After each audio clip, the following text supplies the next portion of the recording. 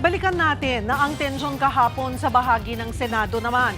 Ito pang matindi nang humupa na ang gulo at habang tulog na ang ilan, umalis ng Senado si Senator Bato de la Rosa. Live mula sa Senado, nasa frontline ng balitang yan, si Mayan Los Baños. Mayan, kumusta na ang sitwasyon dyan at nasaan ng araw si Senator Bato?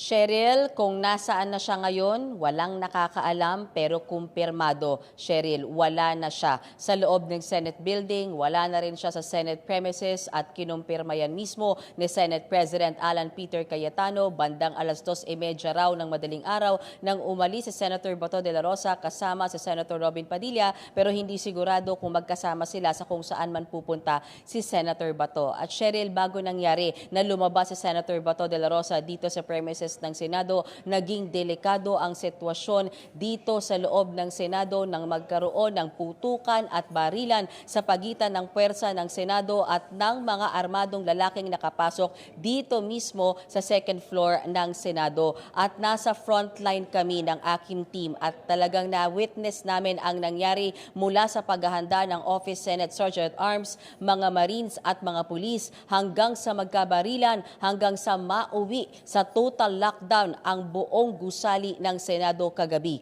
Narito ang aking report, Cheryl.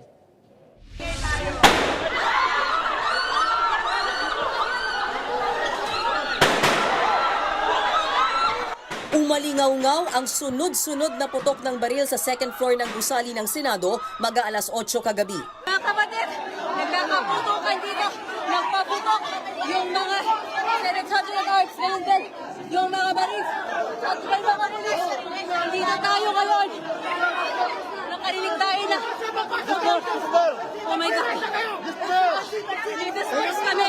Nagkagulo at ang mga opisyal ng Office of the Sergeant at Arms sa OSAA pilit na pinatatabi ang mga miyembro ng media.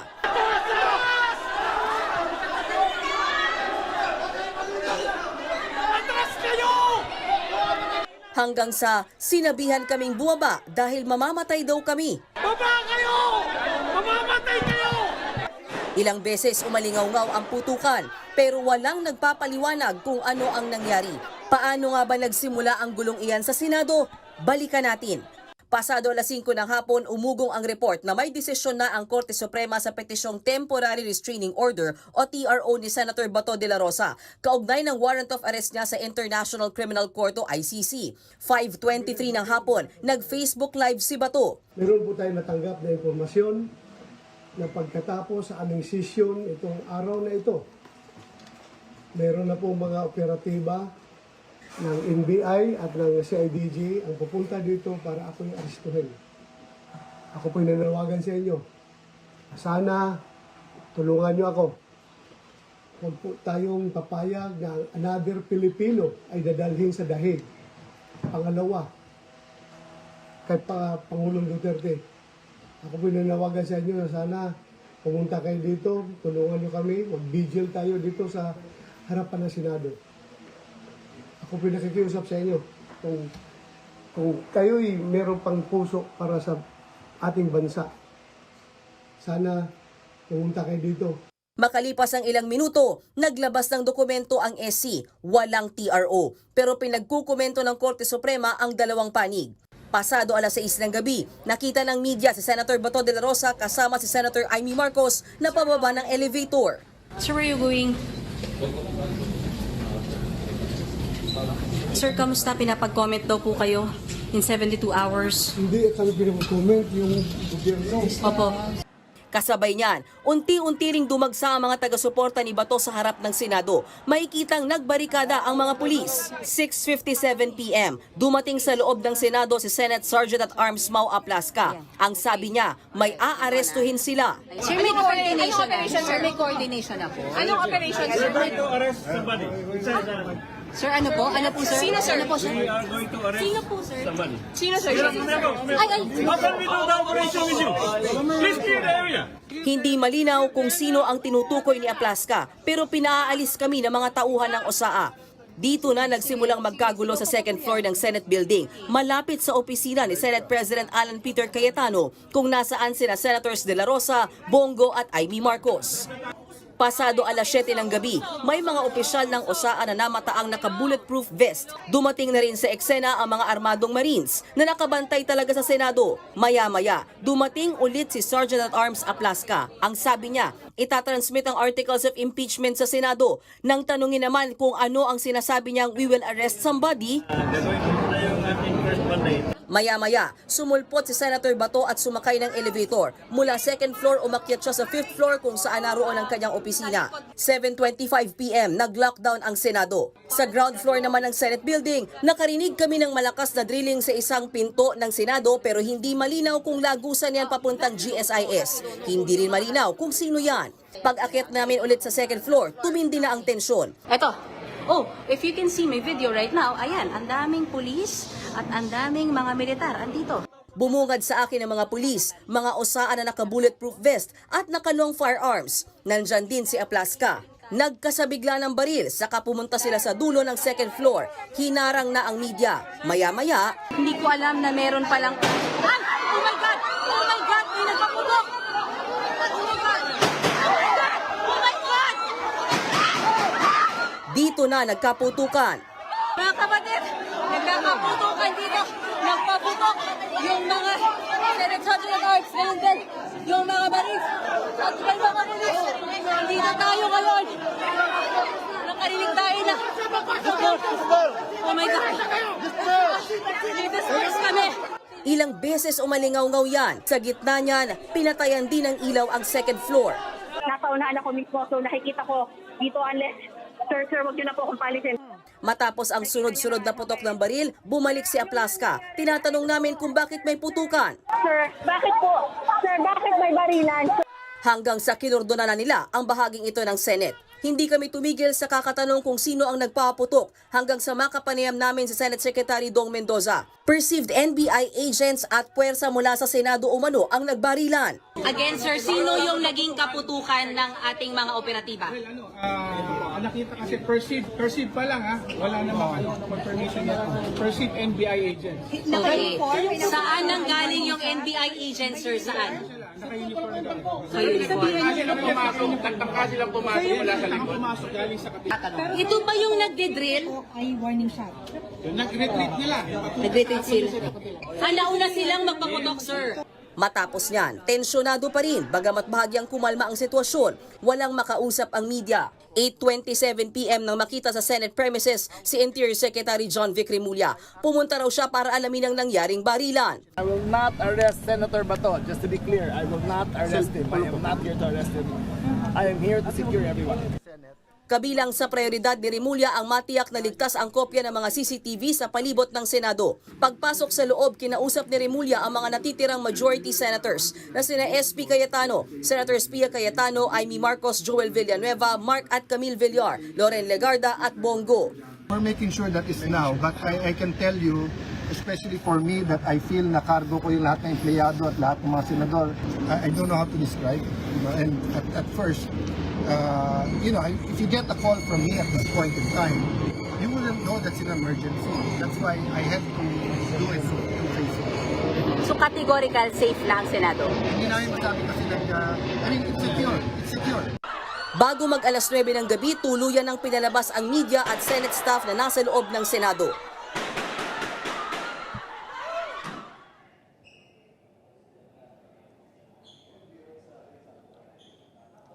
Cheryl, 12 senador ang present sa loob ng Senado nang mangyari yung engkwentro sa pagitan ng puwersa ng Senado at ng mga armadong kalalakihan na nakalusot nga dito sa second floor ng Senado. At lahat ng 12 senador na yan at maging mga Senate staff, Senate employees, mga miyembro ng media ay safe naman at walang nasugatan. Pero alam mo, Cheryl, kinukondina ng ilang mga senador ang nangyaring barilan sa loob mismo ng bakuran ng Senado at kailangan daw matukoy kung sino ang nasa likod niyan ASAP dahil hindi raw katanggap-tanggap na nalagay sa peligro ang buhay ng mga taong nasa loob ng Senado nang mangyari ang barilan na yan kagabi. Balik sa iyo, Cheryl. Mian, may sagot na ba ang Senate Sergeant at Arms, Mau Aplasca, kung bakit nga nagkaroon ng putukan sa loob ng Senado? Ang explanation sa atin kanina sa press conference ni Senate President Alan Peter Cayetano, ang report sa kanya sa initial investigation nila DILG Secretary John Vic Remulla, kaya nagpaputok ng 27 warning shots ay dahil nung nakita daw ng grupo nila Sergeant at Arms Mau Aplasca, yung armadong grupo ay pina-identify kung sino sila, identify yourself. And then malakas daw yung sagot ng isang lalaki na NBI. And then inask sila or tinanong sila kung pwedeng put your firearms down. Pero hindi raw sila sinunod. So ang ginawa ngayon ng USAA, nagpaputok ng warning shots na umabot ng 27. At ang sinabi namin, bakit ganun karami? Sabi ni Senate President Alan Peter Cayetano, tuloy-tuloy ang pagpaputok ng USAA para nga mawarningan dahil ayaw nila ng engkwentro doon nga sa kalaban, doon sa mga armadong kalalakihan na nakapasok sa Senado. At ang sinasabi nga ay gustong ipababa kasi yung weapon pero hindi sila sumusunod, Cheryl. At may anklaruhin natin kung bakit nakaalis o pinabayaang umalis sa Senado considering na sinasabing nasa protective custody nila si Senator Bato de la Rosa. Walang nakikitang masama ang liderato ng Senado sa ngayon sa pag-alis ni Senator Bato de la Rosa dahil tinanungan namin siya, hindi ba siya pugante ng batas dahil umalis siya sa premises ng Senado? For one, Cheryl, hindi na siya under protective custody ng Senado dahil wala na siya sa loob ng Senado. Pangalawa, ang paulit-ulit na sinasabi ni Senate President Alan Cayetano, wala namang inihaing ICC warrant habang nasa loob ng Senado si Senator Bato de la Rosa. So basically, wala siyang inevade, walang violation, walang obstruction of justice, kaya malaya raw na nakalabas si Senator Bato de la Rosa. At ang sinasabi nga ni Senate President Alan Peter Cayetano, kaya niya pinagpipilitan na walang obstruction of justice ay dahil walang plot, walang plano na itago si Senator Bato de la Rosa. Kasi kung gano'n lang naman daw pala ang plano, di sana isinakay na lang sa kanyang sasakyan at umalis na lang sila. Pero hindi, nagtagal pa siya ng ilang araw dito habang hinihintay nga yung TRO. At again, Cheryl, ang paninindigan siya ng liderato ng Senado, walang mali sa ginawang pag-alis sa Senator Bato de la Rosa dahil up until last night, walang inihain at walang isinilbing warrant of arrest sa kanya na nagmumula sa ICC. So technically, sabi ngayon ni Senate President Alan Peter Cayetano, Senator Bato de la Rosa is on his own now. Hindi na siya under ng Senate custody. Cheryl. Pero natanong nyo ba si Senate President Cayetano kung may alam niya na aalis nga ng Senado itong si Senator Bato, yung plano ni Senator Bato na paglabas sa Senate premises? Wala siyang alam doon sa plano dahil ang sabi niya, ang last sighting daw niya kay Senator Bato, na sabi nga niya, mukhang uplifted pa yung spirit as around before 12 midnight nung nag-inspect sila doon sa may dulo nitong second floor kung saan nangyari yung inkwentro. At sabi nga niya, parang ilang beses ko kasi siyang natanong na parang ano ba to, diversionary tactic ba to? Kasi yan ang lumalabas na ngayon na parang gawa-gawa lang para mapalabas si Senator Bato de la Rosa. Pero alam mo, Cheryl, nanindigan Senate President Alan Peter Cayetano, walang diversionary tactic, walang plano para patakasin si Senator Bato. Totoo at seryoso na under attack ang Senado kagabi at pinaninindigan yan ni Senate President Cayetano. Cheryl. At kumpirmahin natin sino at saan siya sumakay, paano umalis si Senator Bato. We don't have information, even the OSAA, hindi pa sila nagre-report tungkol sa detalye na yan, kung paano nga ba siya Kasi apparently, yung mga natirang media dito kaninang madaling araw, may sinasabi na may nakita silang lumabas na puting van, puting SUV, siya ba yun, tinatanong kanina, pero hindi makumpirma ni Senate President Alan Peter Cayetano. Basta ang report ng OSAA sa kanya ay at 2:30 in the morning lumabas si Senator Bato at kasama nga raw si Senator Robin Padilla. pero hindi rin ma-confirm kung lumabas sila na nasa iisang sasakyan o sabay sila na magkaibang sasakyan. Yun lamang yung impormasyon na kaya nilang ibigay sa ngayon dahil ongoing pa talaga yung investigation. Cheryl, at so far, yun lang din yung kayang ibigay ng Office of Senate Sergeant at Arms kay Senate President Cayetano. Cheryl. Wala man lang ba nag-report at 2:35 talaga ay nai-report naman na lumabas na siya sa premises nga ng Senado? I mean,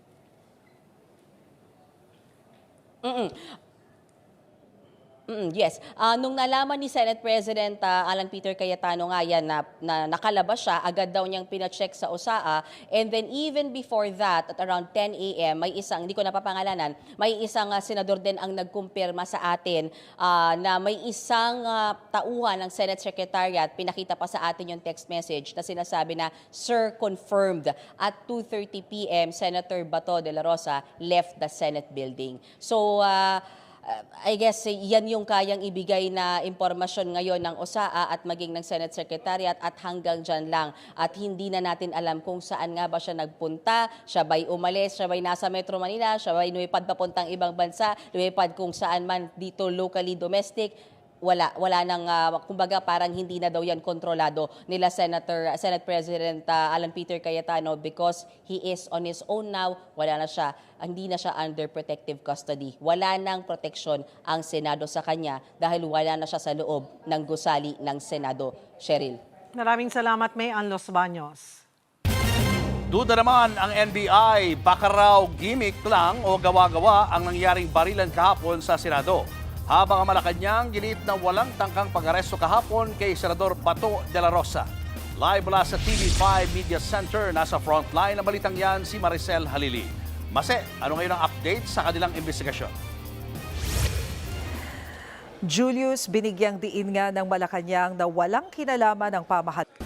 Mga kapatid, Cheryl Cosim po. Maging maalam at may pakialam sa mga napapanahong issue at headlines. Mag-follow at mag-subscribe na sa social media pages ng News 5.